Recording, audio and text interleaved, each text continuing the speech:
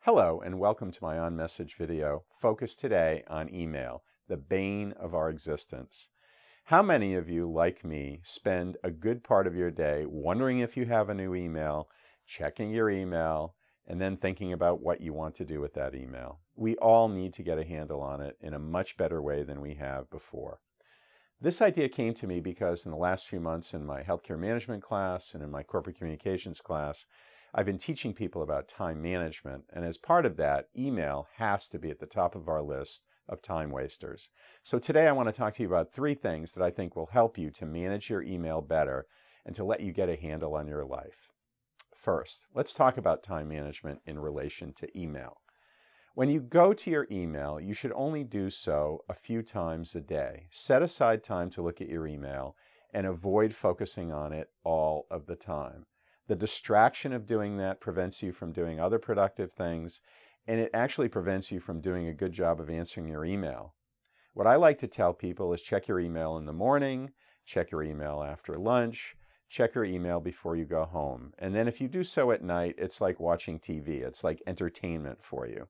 Don't check it constantly all day long. There's absolutely no way that you can do a good job of focusing on email unless you actually batch the response. And the way I urge people to do this is to look at every email that is in your inbox, which for me would be really hard. I have 77,000 emails in my inbox, but for most of you who are more organized, probably won't take you that long. Look at least the emails that you got today and ask yourself the following question. Can I answer this email in the next 2 minutes? If the answer to that is yes, just do it. If the answer to that is no, put it into a folder that you can respond to later on. And later on means at the 12 o'clock or the 5 o'clock time when you look at your email. The second thing that I would say in terms of time management is that when you put it into that folder for later use, relabel the subject line, especially if you never get to that 12 o'clock viewing of the emails again, because at least then you'll know exactly why you wanted to look at that email in the first place. The subject lines that other people use aren't necessarily the ones that will trigger the right response in you. So again, there's a lot more to say about time management in email, but that's the easiest and quickest way for me to summarize it. Second, the communication strategy around email is the same communication strategy that I talk about in my books and articles.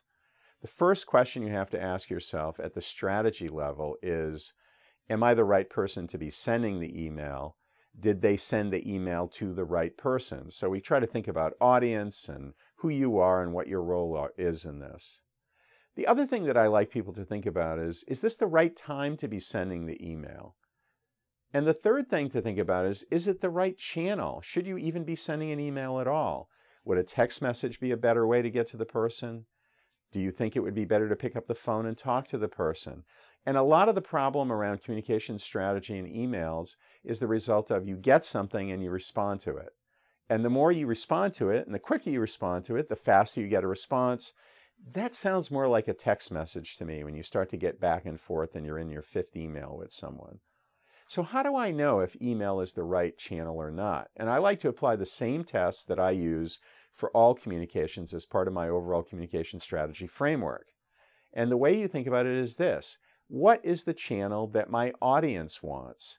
And what is it that I want them to do? Those are the 2 questions you should ask yourself. Is email the right channel to reach that person? Sometimes the best channel to reach someone is actually a direct message on Twitter for very busy people because they're never going to look at their email if they're like me. But if it is the right channel, then the second question to ask yourself is, I look at this email as something that I want them to do something about. There's a reason I'm sending the email. I'm sending it to them for information only. I'm sending it to them to elicit a response. I'm sending it to them because they have asked me to send it to them. A lot of issues around communication strategy we could talk about, but that's really what I wanted to focus on here. The other issue to think about is when I look at my email and I'm editing one that I want to write, I want to start at the macro level and think about what is the purpose of the email. And the way to ask yourself these questions is the following. What exists? What is the situation that has created the need for me to write an email? What has changed about that? Why am I writing? And then the third thing is, if it's more than a paragraph long, how am I going to organize this email for my audience? Again, that kind of macro level editing after I've thought about the communication strategy helps me to get through my email a lot quicker. And then finally, proofread your emails. It is not okay, as it might be in a text message, to actually send out something that you haven't proofread that has ridiculous spelling mistakes in it. People do judge you for small micro editing problems like proofreading, and I urge you all to think about it in the same way that you wouldn't want to go out with your tie askew if you wear one. And finally, I want to talk about the emotions around email, and there are a lot of them.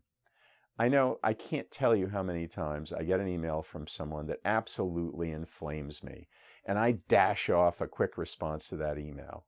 The first thing that I do is I park that email for a good half hour, because over the years I've sent way too many of those bad boys that I wish I could retrieve.